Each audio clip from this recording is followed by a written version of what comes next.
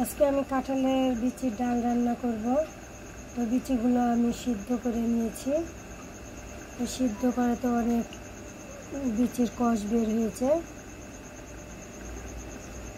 তো আমি সিদ্ধ করার পরে আমি আবার ভালো জল দিয়ে পরিষ্কার করে ধুয়ে নিয়েছি।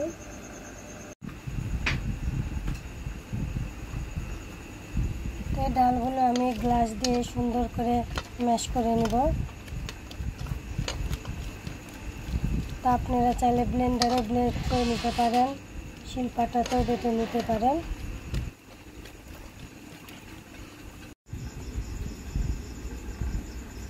তো বন্ধুরা, সম্পূর্ণ ম্যাশ করা হয়ে গেছে আমার।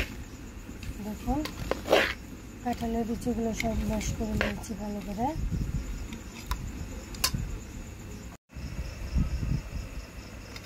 এর মধ্যে পরিমাণ মতো জল দিয়ে দিয়েছি, ভালো করে জল দিয়ে নিয়ে দিচ্ছি।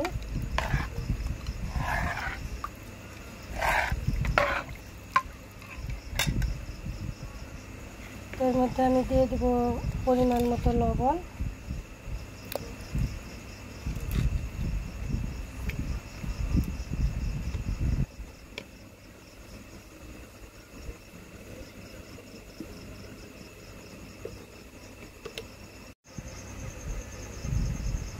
দিয়ে দেব পরিমাণ মতো হলুদ।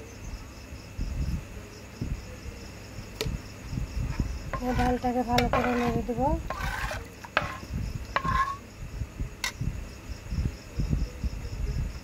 এবার আমি চুলায় ভালো করে জাল দিয়ে বলক তুলে নেব, ভালো করে ফুটিয়ে নেব।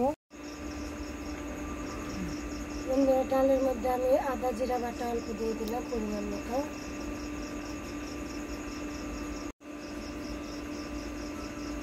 এবার আমি ভালো করে নেড়ে দেব।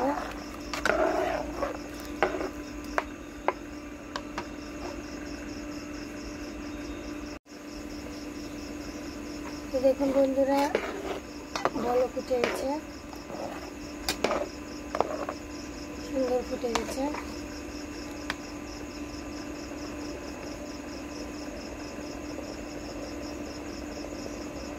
তো এখন আমি ডালটা নামিয়ে নেব বাগার দেওয়ার জন্য। কড়াই ভালো করে গরম করে নিয়েছি। এখন আমি পরিমাণ মতো সয়াবিন তেল দিয়ে দেবো। তেল গরম হওয়া পর্যন্ত অপেক্ষা করব।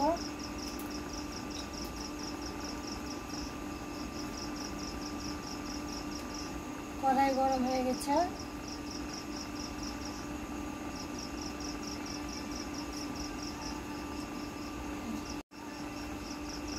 তেল গরম হয়ে গেছে। এখন আমি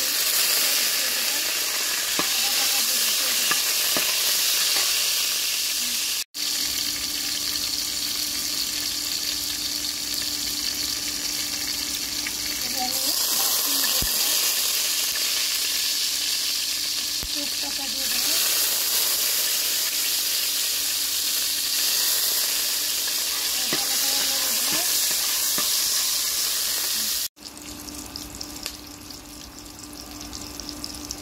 পরিমাণ মতো গোটা জিরা দিয়ে দেবো।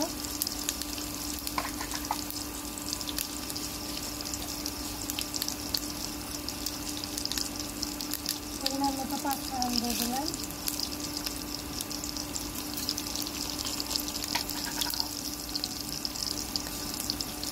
ভালো করে নেড়ে দেবো।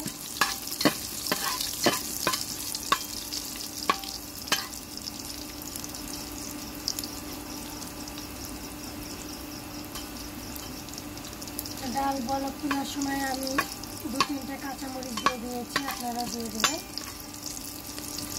আর কাঁঠালের বিচি সিদ্ধ করার সময় আপনারা যে জলটা বের হবে সেই জলটা ফেলে দেবেন আর ভালো করে পরিষ্কার করে দিয়ে দেবেন। এগুলো আমার লাল লাল করে ভাজা হয়ে গেছে। এখন আমি ডালগুলো ঢেলে দেবো।